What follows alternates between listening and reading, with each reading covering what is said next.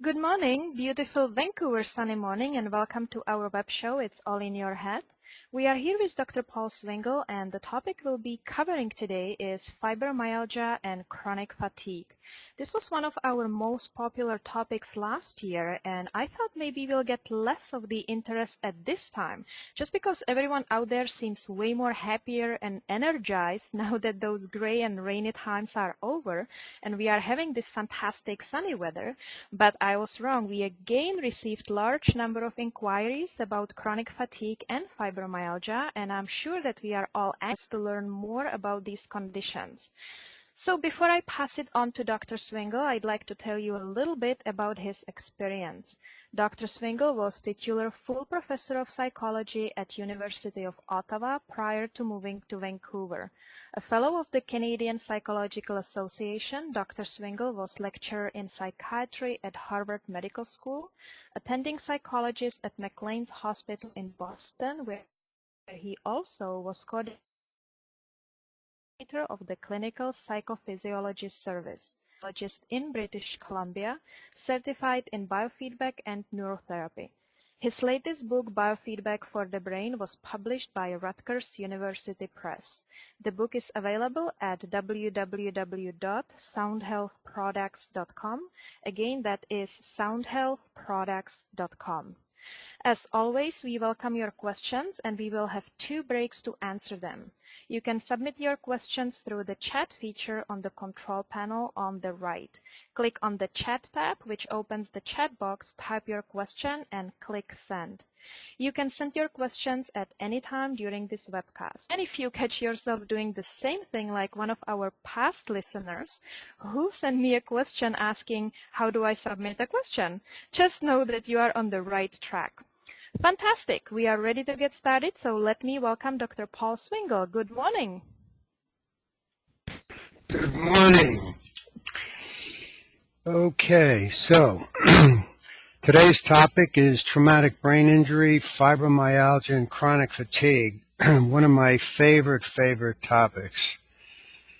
Okay, so this was from Medscape, which is a medical news feed, and it was posted in October of 2011. Is fibromyalgia real? So I can feel the people in the listening audience who have fibromyalgia have just tightened up. And this has to do with fatigue. And this is from Medscape, and again, it was posted in 2010. Oh no. And this is from a rheumatologist. When I check my clinic schedule for the day, I usually see 1 or 2 words to describe why the patient is there. A couple of words always give me a sinking feeling, as they are sensitive and specific for an unsatisfying patient-doctor interaction. Not 100%, but close. One is fatigue. It is rare, despite my best efforts, to find a treatable diagnosis for patients with fatigue. Now, the catchword here is to find a treatable diagnosis. As a lot of the listeners know, I'm not a big fan of diagnostic procedures. As far as I'm concerned, they're a profound waste of time. And if you spend your time trying to find a name for something before you treat it, then maybe, oh no. So let's get started. Fibromyalgia. The general title for our webcast is It's All in Your Head. Now, where I came up with that is really from a lot of my fibromyalgia patients who come in and they're very distraught, very upset, depressed, and they tell me that they've been through the entire medical field, health professional field, and the conclusion that every one of her treaters came to was, it's all in your head. And my statement to these people is, of course, where else would it be? Of course it's in your head. But my statement isn't pejorative. It has to do with having a look at what the brain's telling us, fixing the brain and fixing the problem. It's a bottom-up technology. We find out what the brain tells us, fix it, and we'll go home. Okay, fibromyalgia, symptoms and characteristics. Widespread soft tissue pain. It's a very, very painful, or can be very painful condition. Multiple and diverse painful points, and it's shifting. That's the interesting thing about fibromyalgia. The pain shifts around. Now, the most important concept we're going to be talking about today with regard to fibromyalgia and chronic fatigue is sleep. You'll notice here in the list of characteristics, 85% of these individuals talk about a sleep disturbance, frequent waking 60%, non-restorative sleep 60%. So we're dealing with virtually 100% of this population having a sleep problem. And the sleep problem can be causative, it can be exacerbating. So one of the things we're going to be paying a lot of attention to is the sleep issue. There are a lot of comorbid conditions, headaches, TMJ, irritable bowel, perceived muscle swelling, always some depression. And then one of the common complaints that people have is what they call fibrofog. They just can't concentrate. They feel like their head's full of cotton. It's stress exacerbated. Stress exacerbates everything. Stress doesn't cause anything. It exacerbates it. And the pain varies with psychological dysfunction, and it's 80% female. Now, the causes of fibromyalgia. The first is physical trauma, head injury, common. The second is emotional trauma, people that have been through a severe emotional stressor. 5-8 years down the road, start to develop the symptoms of chronic fatigue, and it tends to morph into fibromyalgia. Viral infection is a biggie, and of course stress. There are common brainwave patterns that we find associated with fibromyalgia, and I'm actually going to show you these. High frontal slow wave activity. That's a lot of slow waves in the front part of the brain. The person who identified a lot of this, by the way, is Dr. Stu Donaldson. He is in Calgary, and he's done a lot of work on fibromyalgia. A lot of slow activity in the central part of the brain, right over the area of the brain referred to as the sensory motor cortex. It's associated with motor activity. Burst of alpha during sleep. Now, what that means is that there's a form of sleep disturbance referred to as alpha intrusion. There's too much of a particular brainwave that disrupts sleep. Okay. Genetics of fibromyalgia. Children of fibromyalgia parents, 28%. Blood relative, 26%. Male blood relative, 14. Female, 44. So there's your ratio of 4-to-1.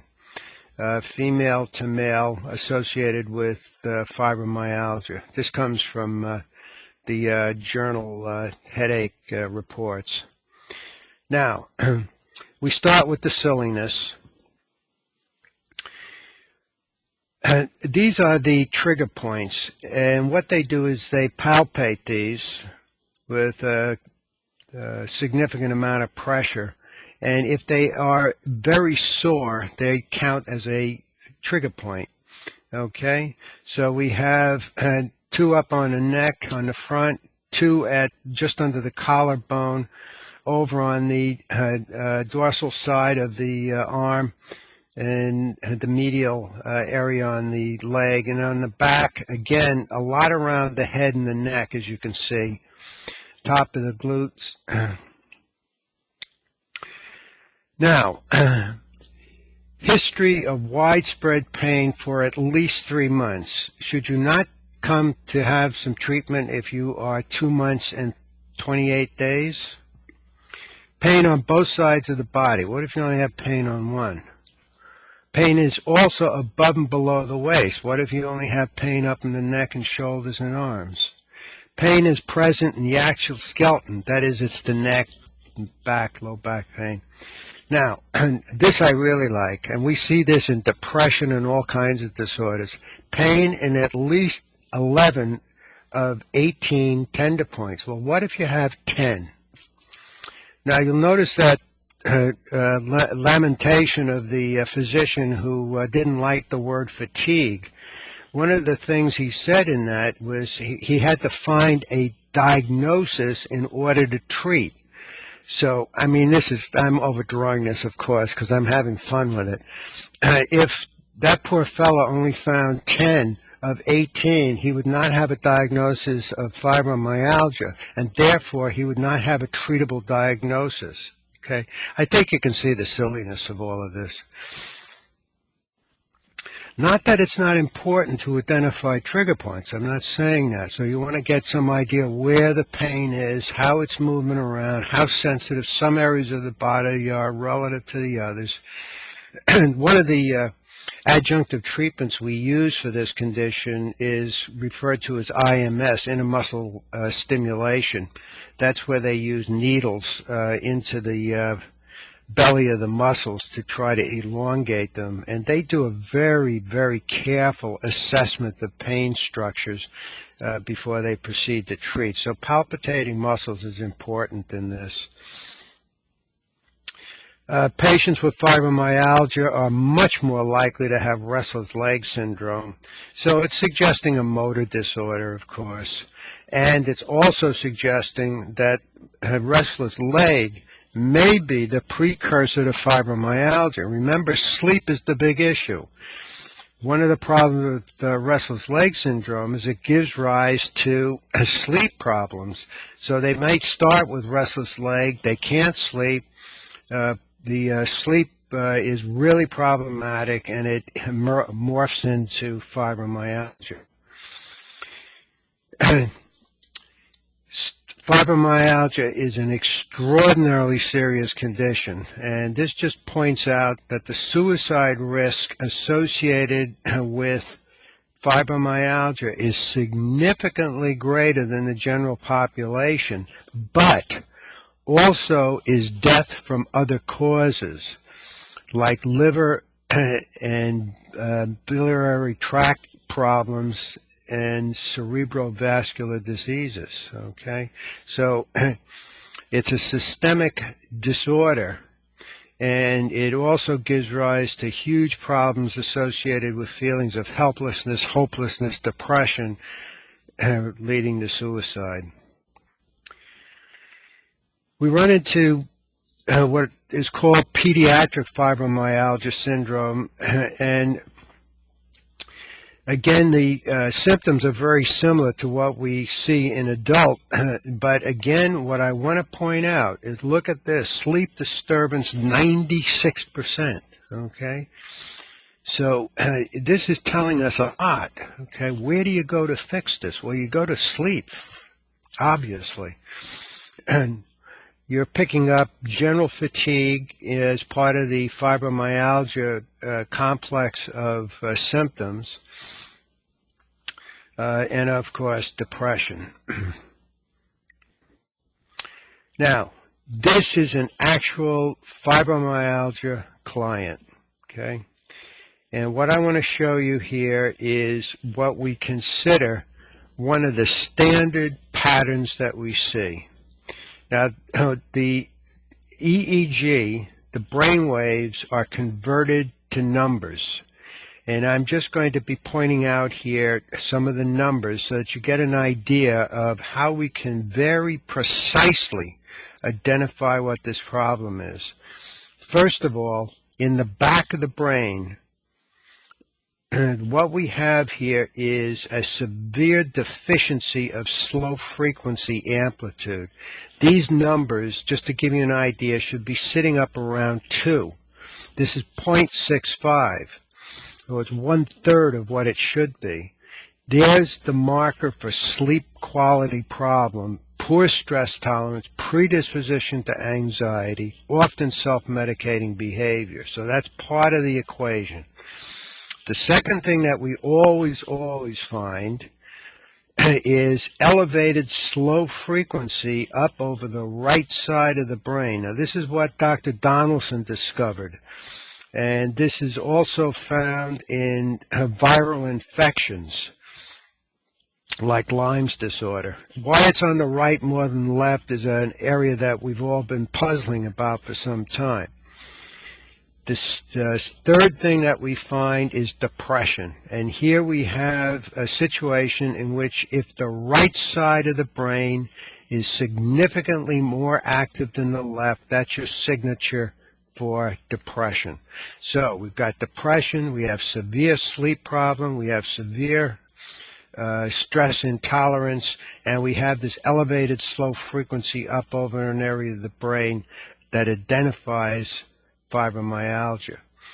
Here's a treatment of a 30-year-old client, and this gives you an idea of how rapidly we can make changes in brain activity. This person had 12 sessions, and one of the problems was they had a significant elevation of slow frequency, remember, over that one side of the brain. And what we were able to do is reduce that down into normal range within 12 sessions. Here's a male with fibromyalgia. Now, this individual was physically attacked and beaten on the head, shoulders, and neck. So he had two of the things that are on the list of causes. One is emotional trauma. For a 70-year-old man to be physically attacked is obviously emotionally traumatic. And he had the head and physical injuries, as you can see. Pain started in and around the head and moved to other areas of the body, okay? Complaint, sleep disturbance, of course. Concentration, of course. Memory loss, of course, okay? Then we have the depression, fatigue, irritability, loss of libido, and he actually had some neuropathy, which is a numbness and loss of feeling in one part of the body. And, whoop. So we treated him, as you can see, for quite a while, 1 year. We didn't have a lot of visits, though, because we gave him some things to do at home. And here's his rating scale, in which how many days does he have in a month that are without pain.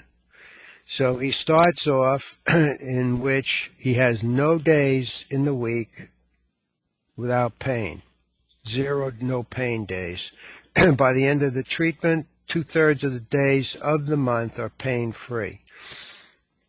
And this is, he was clocking how much sleep he got, and you can see a significant increase in sleep time. Now, sleep time isn't necessarily the most important, as we'll see a little later. We want to see what the sleep architecture looks like. Okay, another client. Excuse me, here's that elevated slow frequency up in the right. Here's your poor poor sleep and stress tolerance.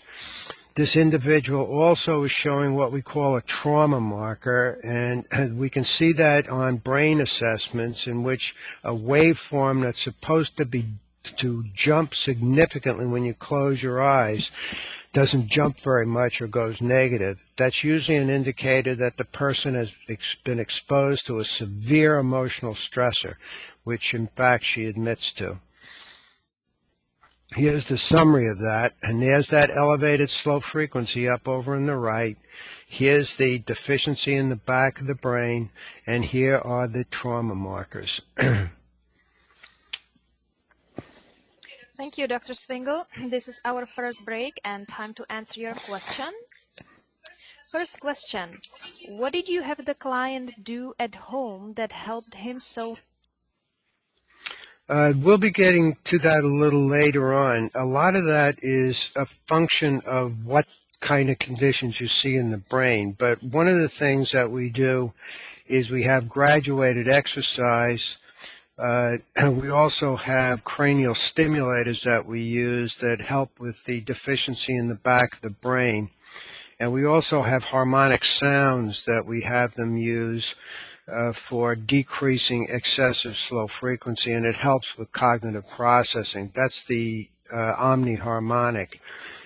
For individuals who'd like more information on any of those things, you can go to the Swingle Clinic website, and that connects to Sound Health products. And there's a description of a lot of those things. And as we move through the rest of the program, I'll be identifying some of these things.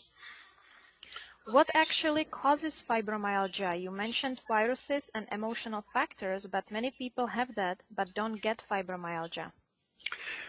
Very interesting question. There are a lot of soldiers who go into battle and come out without post-traumatic stress disorder. What's the difference? The difference with combat vets is the fellow who ends up with post-traumatic stress disorder and is disabled by it, hospitalized, had deficiency of slow frequency in the back of the brain. That's what I showed you. That's a hallmark feature of fibromyalgia, poor stress tolerance. So my own feeling about the neurological condition that predisposes you to conditions like fibromyalgia and chronic fatigue is a genetic predisposition for poor stress tolerance. The fact that it's genetic doesn't mean it's not correctable. It just means where it's come from. Genetic does not mean in stone. There's a huge amount of research that's been done by people like Ledoux at NYU, some folks out at Irvine and so forth, who've been doing a lot of work on brain plasticity. We can correct these conditions. Does being left-handed increase depression, since higher activity in the right side of the brain increases depression? Left-handed individuals seem to be more vulnerable to a number of conditions, and earlier on we used to wonder whether that was a function of the neurological condition or the fact that school teachers were rapping you on the left hand when you tried to write with it.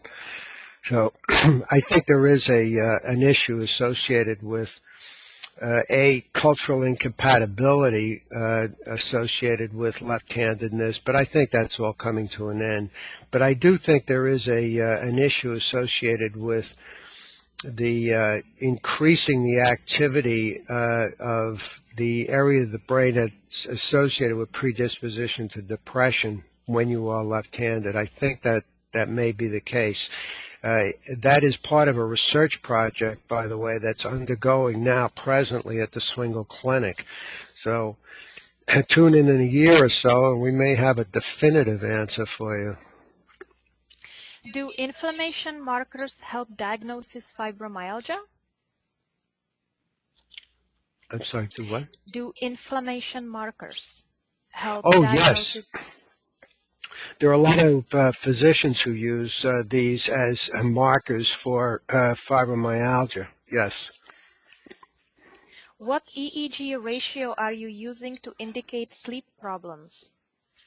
Mostly it's a deficiency of slow frequency in the back of the brain, more prominently under eyes closed relative to eyes open conditions. I'll show you that in an upcoming slide. And we are going to take one last question. Can you speak to where and how you train? I'm sorry, another question just came in. Can you speak to where and how you train based on the QuickU data? Yes, we'll be talking about that. Okay, we'll move on. We are going to respond to the rest of your questions during our second break. Okay, chronic fatigue.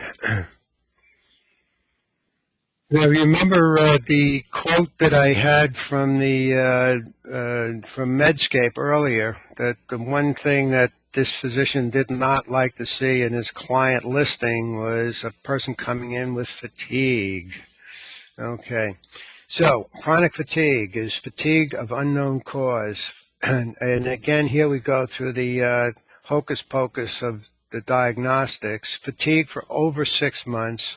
Cognitive difficulties, sore throat, tender lymph nodes, muscle pain, joint pain, unusual pattern headaches, sleep, oversleeping, non-refreshing, and exertion fatigue. One of the things that we find in chronic fatigue, and also to some extent in fibromyalgia, is oversleeping. these are individuals who have very poor quality sleep, and they feel that if they lay around in bed that they're catching up, and the longer they sleep, the more tired they become. In chronic fatigue, there are a lot of things we want to rule out, and this speaks to the earlier question about inflammation markers. So you want to rule out some of the fungi and candida kinds of conditions: chlamydia, candida, Lyme's disorder, Epstein-Barr, mononucleosis, infectious diseases, yeast infections, and depression. Now, you're going to find depression in most chronic fatigue because the person who's depressed has what we call a reactive depression. I can't do anything. Of course I'm depressed. Pediatric chronic fatigue syndrome, typically teenage females, severe school absenteeism. They report preceding inflammatory conditions, that is, previous experience of a severe viral infection is very common. It's unlikely in patients younger than 10 years of age. And it's a different kind of pattern. The adult criteria usually don't fit very well. And a lot of that is because they don't have significant experience with the condition. They get severely depressed. An adult gets severely depressed because they have a long history of not being able to do anything. Okay, here's your chronic fatigue profile. Now, somebody asked before about the marker for sleep, and this is at the back of the brain. O1 is the back of the brain on the left side, and here's your marker for a sleep quality problem. That is very poor ratio of slow brain waves to fast brain waves. We want that up around 2. It's sitting at about half of that. Excuse me. And again, the depression marker, and again, the elevated slow frequency up over the right side of the brain. This individual also has what we call a fretting frequency. That is, the individual is worrying a lot, and they have what's called slowing of alpha, and this is often accompanied with chronic fatigue, and it's exacerbated by any medication that the person may be taking. So they just feel, they don't feel anywhere near as sharp as they think they should feel.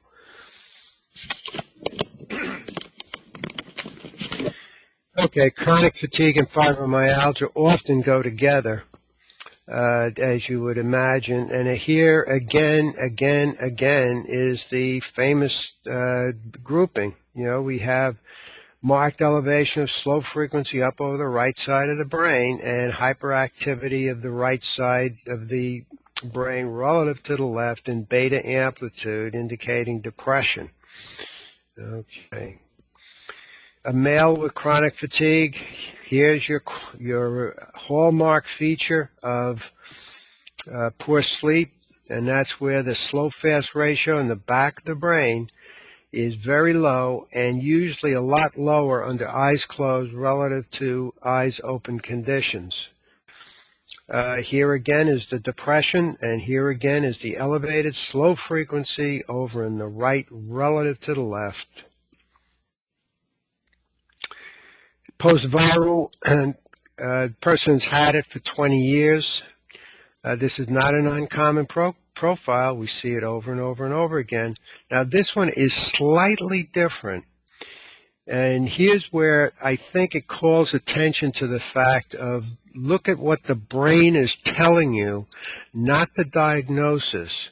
So here we have that elevated slow frequency over on the right side of the brain. There's your marker for chronic fatigue and fibromyalgia. But the person does not show the elevated fast frequency in the right relative to left. So we're not looking at a depression marker here. This is an anxiety marker. So this individual has significant predisposition to an anxiety condition exacerbated by poor stress tolerance, exacerbated by poor sleep. Okay, so here again, I'm going to follow what the brain is telling me to do. And what the brain is telling me to do is balance the front part of the brain in terms of this beta amplitude. Don't treat it like depression. Treat it like anxiety. Sleep quality. We have a saying in my business. We have two sayings. With a child, fix self-esteem, you fix everything. Everybody can go home. With adults, fix sleep, everything fixes itself, everybody can go home. We have sleep assessment procedures that we use in the clinic. These are monitors that you take home, and they're wireless, so it's giving us brainwave activity during your sleep, and it is, in our judgment, much more useful than the sleep lab things that you get in the hospital, where they do. The advantage of those, of course, is they're doing a full EEG, the entire head. The disadvantage of that is you're in a strange environment, and they're only getting 1 day or a 4 or 5 hour clip of what your sleep looks like. Our sleep monitors, we have the client use them for 4 or 5 days, so we get a nice pattern. And what this is telling us here is how much wake time does this person have. So you can see this person is awake a lot. And what is their REM sleep? Aha, here's the problem. There's a very, very narrow period of time that this person had REM sleep. In fact, only 19 minutes, and it should be about 2 hours of REM sleep. Excuse me. Now, what REM sleep is associated with is integration of what you've learned during the day. So it's basically treatment for the mind. So it's healing, integration, and so forth for your cognitive and emotional health. Deep wave sleep is restoring the body. Now, this person has 57 minutes, shown here, 57 minutes of deep wave sleep, and that's fine. You want anywhere from 30 minutes to an hour, that sort of thing. But you need 2 hours of REM. So we know we've got a problem here with severe deficiency of REM sleep. And here's the total, what we call architecture. It's referred to as architecture because it looks like a lot of buildings, presumably. But we can see this person wakes much too much. Is getting adequate deep wave sleep.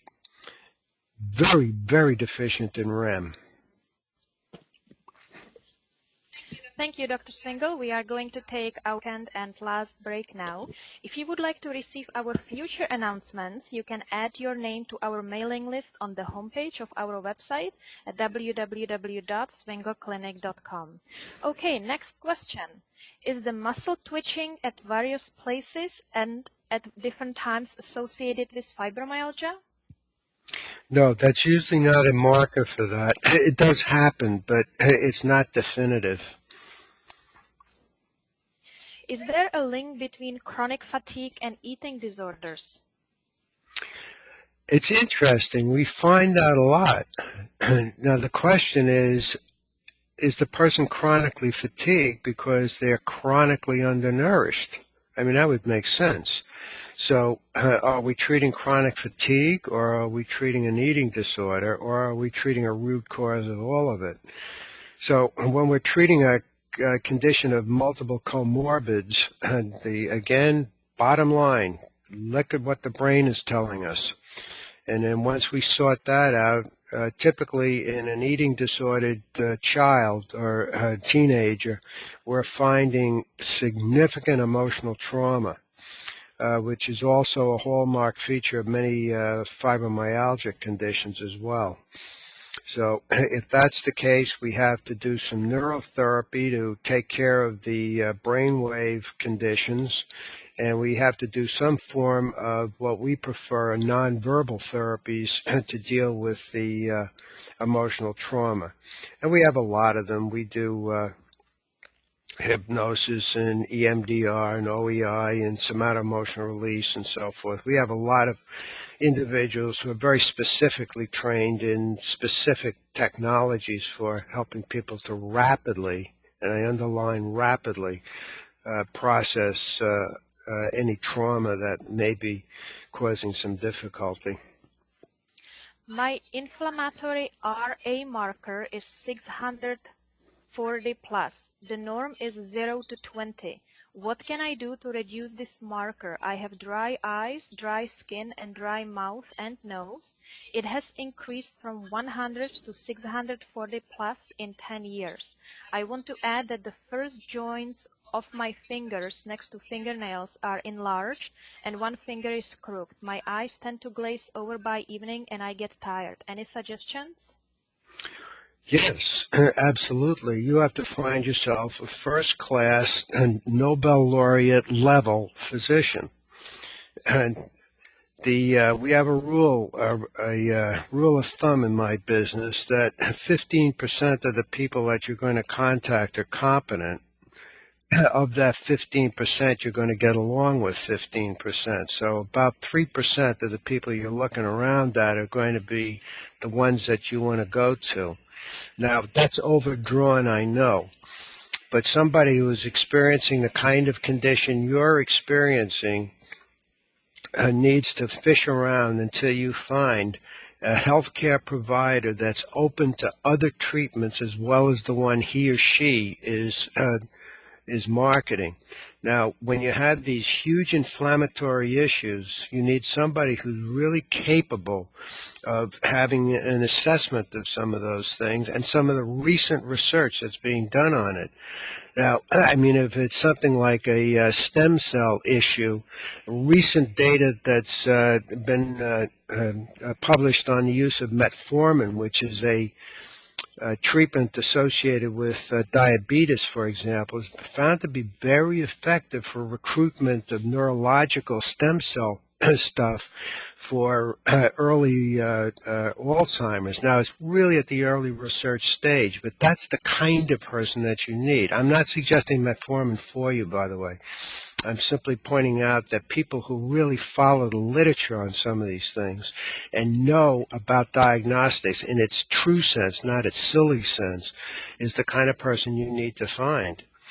Neurotherapy can help you with quieting and making the brain function more efficient, but you really need multiple people's talents to attack the issue that you just described.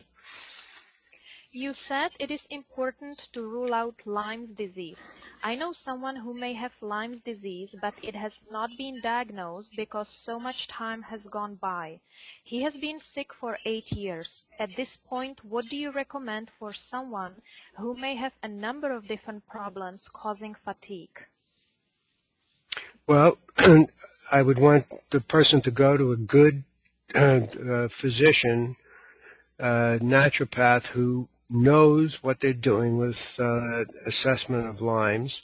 I would do a brain assessment to see whether we are having any of the telltale markers associated with these sorts of things. I would do neurotherapy to get rid of the fog and any of the stress tolerance issues, and follow through with somebody who knows what they're doing with Lyme's disorder. How does the brain deficiency in fibromyalgia lead to irritable bowel syndrome? That's usually associated with the poor stress tolerance.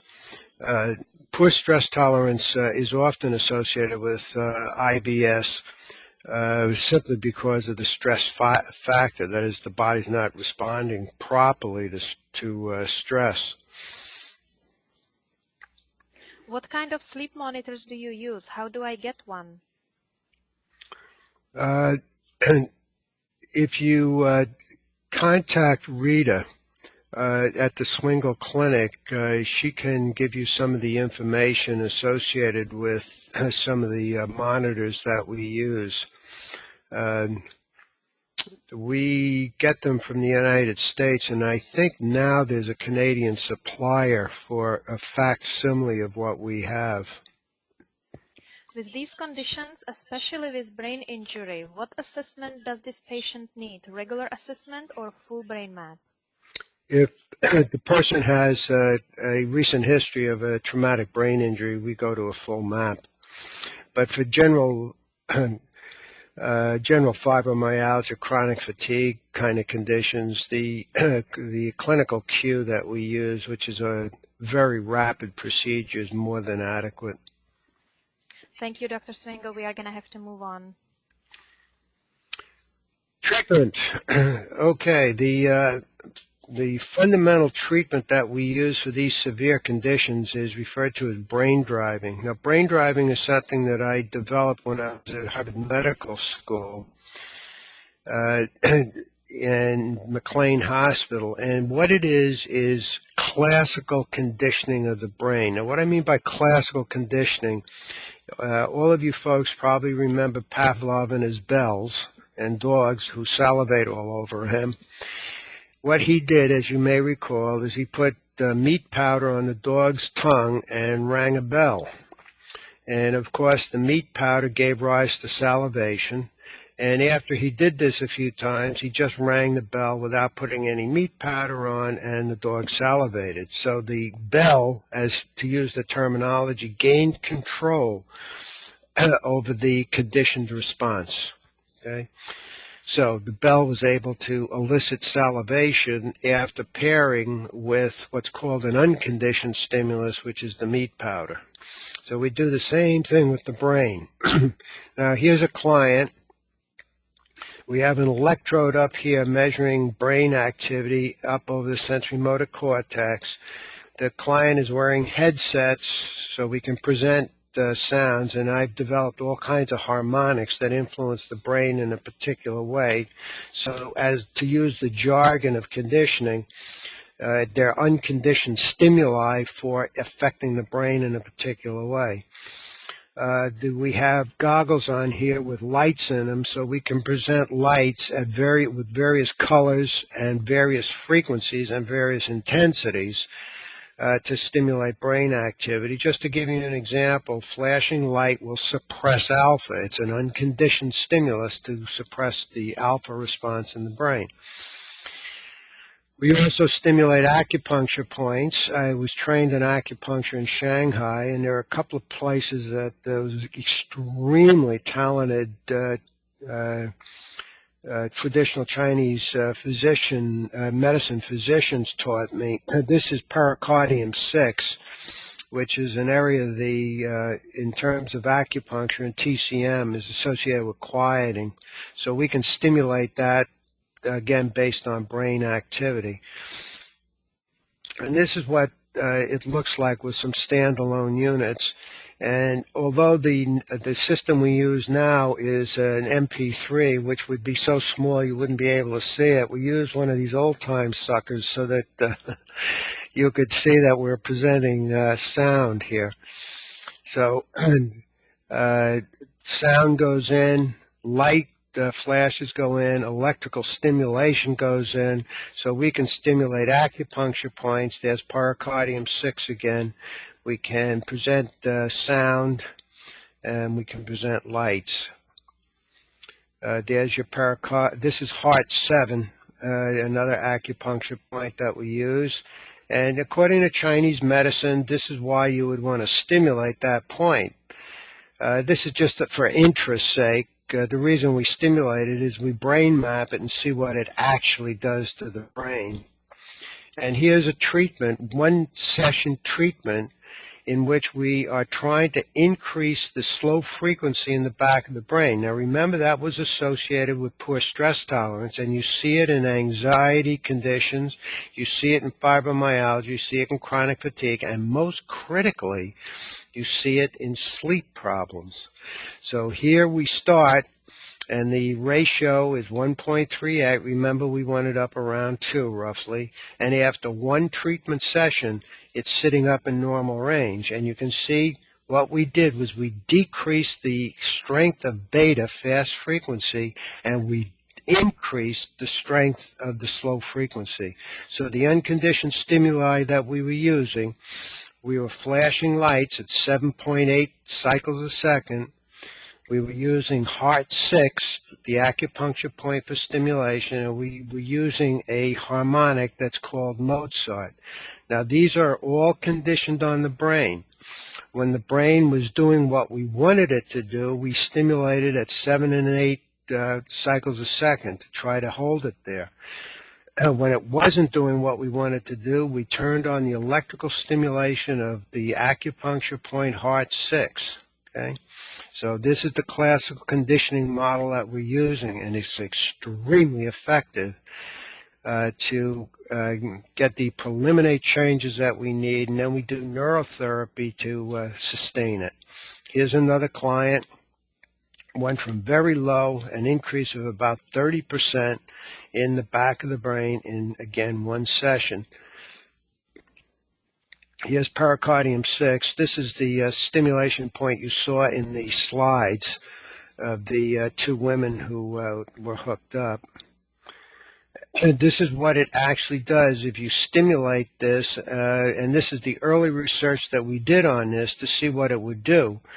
And we're stimulating pericardium 6, and we can see the decrease in theta associated with a very brief exposure to that is approximately 5% change instantly. Here's the brain map of an individual. And again, what we're showing here is severe deficiency in the back of the brain. He has a major problem with sleep, and when we did the treatment, we were able to bring it up into normal range within one session. Now, you really want to go to somebody who knows what they're doing if you're going to do neurotherapy.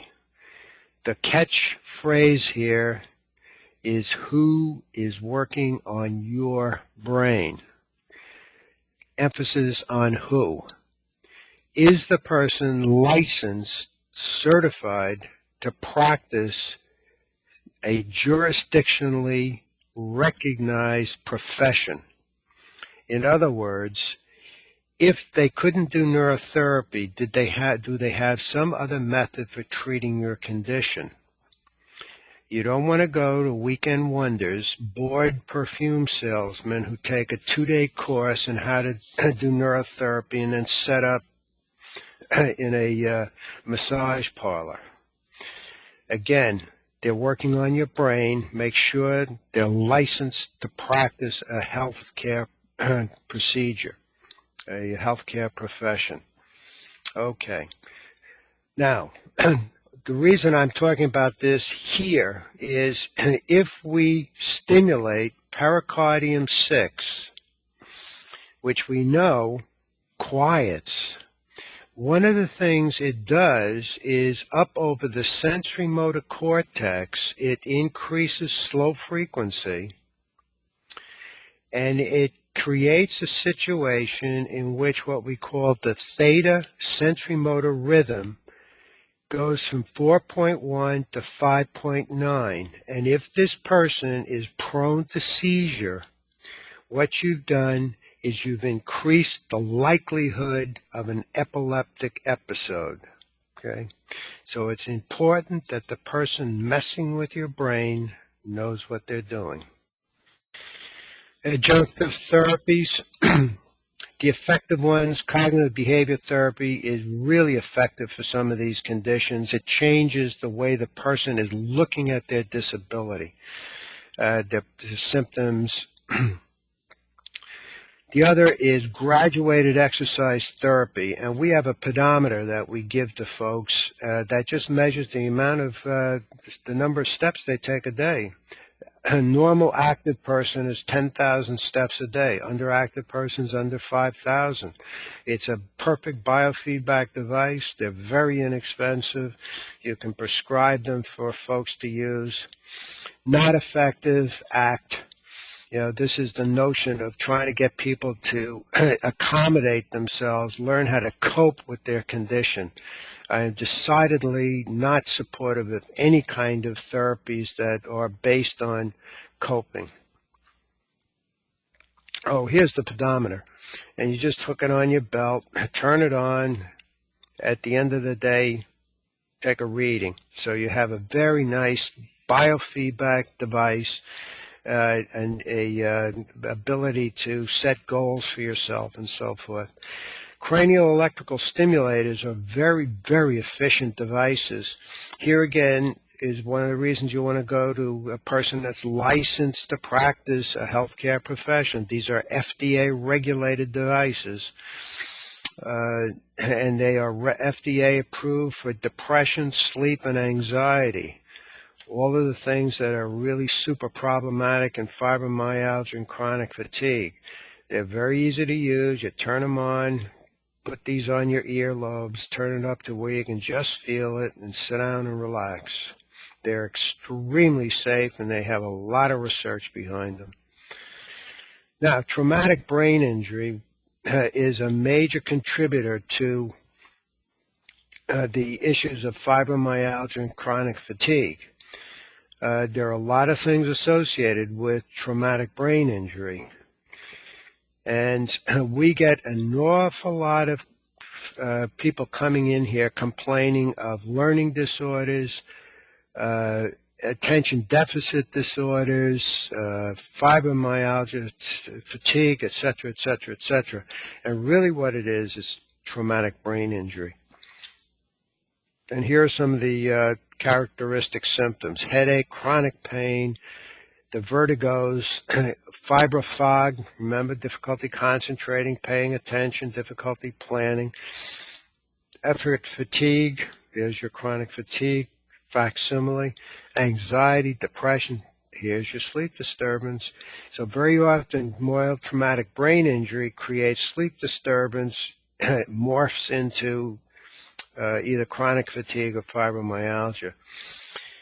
This is a very, very substantial problem with traumatic brain injury, and that's irritability, mood swings, and personality changes. And the reason for that is no matter how you're hit, you're going to have the frontal part of the brain implicated because the way the brain sits in the cranial vault. So no matter what direction you're hit, you're going to have some frontal damage. And that's where all your mood regulators are residing. So the news that we hear of NFL players coming home and killing their wives, for example, that kind of severe emotional outburst and aggression, uncontrollable rage, and so forth. That's because the right side of the brain has been badly damaged. These are some data that Dr. Gluck, Jerry Gluck down in Florida, has sent up to me. And this is an NFL player who had untreated traumatic brain injury over a 3-year period. Now, this is the dominant frequency in alpha. Alpha is a brainwave associated with brain efficiency, and the faster the frequency of alpha, the more intelligent you are, basically. It correlates with brain efficiency and IQ. Look what happens to that as if you have untreated traumatic brain injury. This mimics age-related declines, so you get there's a lot of literature associated with more rapid aging in individuals who have had a history of physical contact sports. And this is the book I mentioned at the beginning, Biofeedback for the Brain, written by Dr. Swingle. If you would like to read more on how neurotherapy procedures work, this is the book for you. It's available at www.soundhealthproducts.com.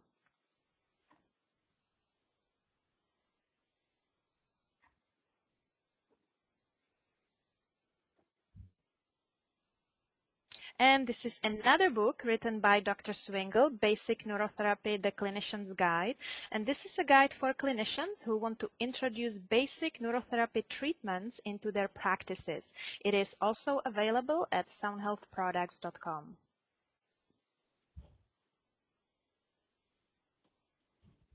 Swingle Clinic provides several educational activities like the workshops, lectures, and webcasts, and you can check our events page on at swingleclinic.com for more information and future dates. We offered 2 basic workshops this year. This coming one is Advanced Workshop, Clinical Q, Braindriving, and Synergic Therapies for Professionals. It will be offered from October 26th to October 28th this year. And we have a brochure with more information posted on our homepage at swingleclinic.com, or you can also email me at rita@swingleclinic.com if you are interested to get more information. Biofeedback Foundation of Europe also offers online courses, grant rounds, and webinars taught by Dr. Swingle, and the professionals can also obtain continuing education units through BFE. If you are interested to learn more, go to www.bfe.org.